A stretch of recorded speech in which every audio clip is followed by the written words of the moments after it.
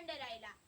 इथे उपस्थित सर्व देशबांधवांना आणि माझ्या शिक्षकांना मी वंदन करून माझ्या भाषणाला सुरुवात करते. त्याचबरोबर आज 15 ऑगस्ट त्यानिमित्त तुम्हाला स्वातंत्र्य दिनाच्या हार्दिक शुभेच्छा. भारत हा नैसर्गिक साधन संपत्ती आणि खनिज समृद्ध देश आहे. माती हिमालय उभा आहे. पायी सागराच्या लाटा लोळंघन घालत आहेत. देशातून गंगा, गोदावरी, ब्रह्मपुत्रा यासारख्या जलवाहिन्या वाहत आहेत. सजीव पक्षी आकाशी भरारी मारतो आहे.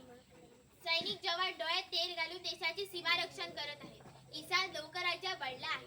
देशाला शिमला, कुलू मनाली, उटी यासारखे समृद्ध पर्यटक स्थळे लाभली आहेत. ऐकूनच आपला भारत सुजलाम सुफलाम आहे. देशाला पौराणिक आणि ऐतिहासिक संस्कृतीचा वारसा लाभलेला आहे. अनेक जातीबाजीचे लोक इथे गुण्यागोविंदाने एकत्र नांदत आहेत.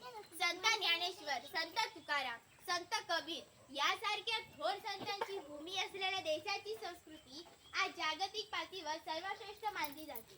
भारत हा एकाच वेळी अध्यापक आणि विज्ञानात अग्रेसर होत आहे. अनेक प्रकारे खेळत भारताने जागतिक दर्जाची कामगिरी केली आहे. स्वातंत्र्याच्या अमृत महोत्सवात गेली 77 वर्षे साहित्य, कला, क्रीडा, सांस्कृतिक क्षेत्रामध्ये नामवंत लेखक, साहित्यिक, कलावंतांनी आपला ठसा उमटवला आहे. असे असले तरी एकीकडे प्रगती होत आहे आणि दुसरीकडे मात्र अनेक गोष्टी आपल्याला वेदना देत आहेत. अनेक शूरवीरांनी आपले बलिदान दिले. स्वातंत्र्यावर आपले संपूर्ण आयुष्य संपवले. स्वातंत्र्यासाठी रक्ताचा सडा सांडला, पण आम्ही मात्र रक्ताचा धाऊक बाजार मांडला. आपल्या देशातल्या शेतकऱ्यांना आपल्या हक्कासाठी आंदोलन करावे लागते. अनेक गरिबांना एक वेळचे जेवणही मिळत नाही. धर्माच्या नावावरून जातीय दंगली होतात. तेव्हा भारत मातेच्या हृदयाचे हजारो तुकडे होतात. एकाच आईची मुले एकमेकांच्या रक्ताला तहानलेली असतील तर त्या आईची अवस्था काय होत असेल.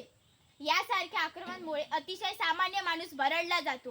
जळणारी झोपडी, करपणारे रक्त हे भारतीयांचंच आहे. हे आपण का विसरतो आहे, हा खरा प्रश्न आहे.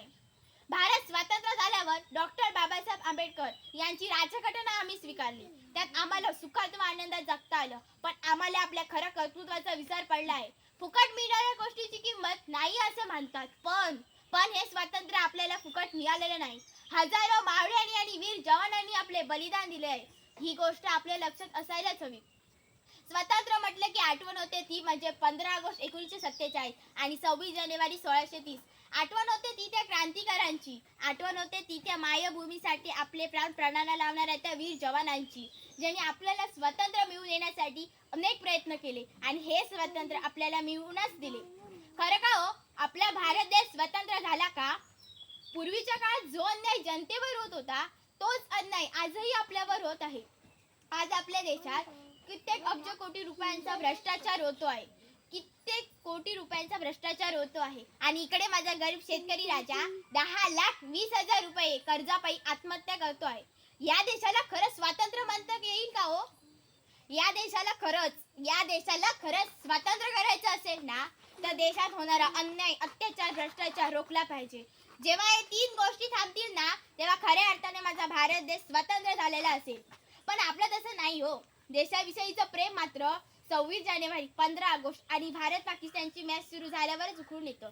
म्हणूनच म्हणते, इंग्रजांनी केले अत्याचार, हत्याकांड परवडली कारण ते परकी होते. पण इथे आपल्या देशातले देशवासी दिवसांडोळे हत्याकांड करू लागले. बस झालं, हे सर्व थांबायला हवं. हे जेव्हा थांबेल ना तेव्हा खऱ्या अर्थाने माझा भारत देश स्वतंत्र झालेला असेल. मित्रांनो, काही माणसांना वाटतं आम्ही शिक्षित, काहींना वाटतं आम्ही सुशिक्षित, काहींना वाटतं आम्ही सुसंस्कृत, काहींना वाटतं आम्ही सृजनशील. पण मित्रांनो, या 4 शब्दांचा खरा अर्थ आहे शिक्षित म्हणजे कोण? ज्याला लिहिता वाचता येतो तो शिक्षित. सुशिक्षित म्हणजे कोण? जो वाचतो, लिहितो, त्यावर विचार मंथन करतो तो सुशिक्षित. आणि सुसंस्कृत म्हणजे कोण? जो वाचतो, लिहितो, त्यावर विचार मंथन करतो आणि त्यानुसार आपली संस्कृती निर्माण करतो. आणि सृजनशील म्हणजे कोण? तर त्यामध्ये एखादा मनुष्य आपला इतिहास कधीही विसरत नाही आणि आपला इतिहास घडवतच राहतो. मित्रांनो, देशाची सेवा करायची असेल तर फक्त सैन्यात जाऊन करता येतं असं नाही.